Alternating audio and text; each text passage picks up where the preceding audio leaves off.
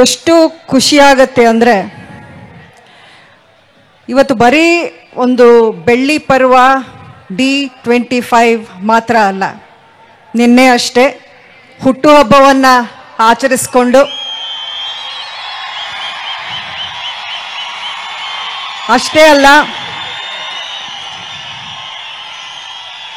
Cinema ರಂಗದಲ್ಲಿ 25 ವರ್ಷಗಳು,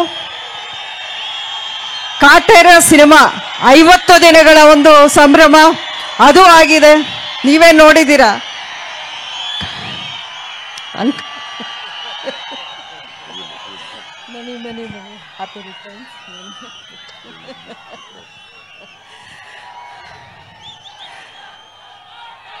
Kaatera ಸಿನಿಮಾದು pre release ಒಂದು ಕಾರ್ಯಕ್ರಮ ಮಂಡ್ಯದಲ್ಲೇ ನಡೆಯಿತು.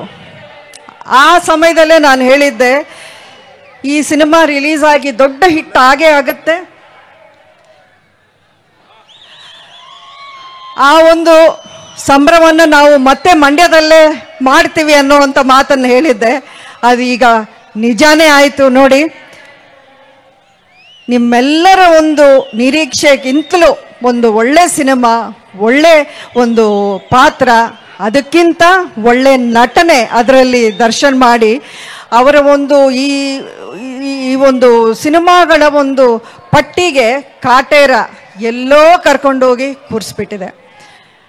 ದರ್ಶನ್ 25 ವರ್ಷ ಅಂದರೆ ಅದೇನೋ ಸಾಧಾರಣವಾಗಿ 25 ವರ್ಷಗಳು ಏನೋ ಹಾಗೆ ಕಳೆದೋಗಿ ಬಂದಿದ್ದ ಒಂದು ಜರ್ನಿ ಅಲ್ಲ. ಅದು ಒಂದು ಹೆಮ್ಮೆಯ ವಿಷಯ ನನಗೇನಂದರೆ, ದರ್ಶನ್ ಹೀರೋ ಆಗಿ ಮೊದಲನೆಯ ಹೆಜ್ಜೆ ಮೆಜೆಸ್ಟಿಕ್ ಚಿತ್ರದ ಪೂಜಾ ಸಮಾರಂಭಕ್ಕೆ ನಾನು ಅಂಬರೀಷ್ ಅವರು ಆ ಪೂಜೆಗೆ ಹೋಗಿ, ನಮ್ಮ ಮನೆ ಪಕ್ಕನೇ ವೆಂಕಟೇಶ್ವರ ಸ್ವಾಮಿ ದೇವಸ್ಥಾನ, ಅದರಲ್ಲಿ ಆ ಮುಹೂರ್ತದ ಒಂದು ಸಮಾರಂಭಕ್ಕೆ ನಾವು ಹೋಗಿದ್ವಿ.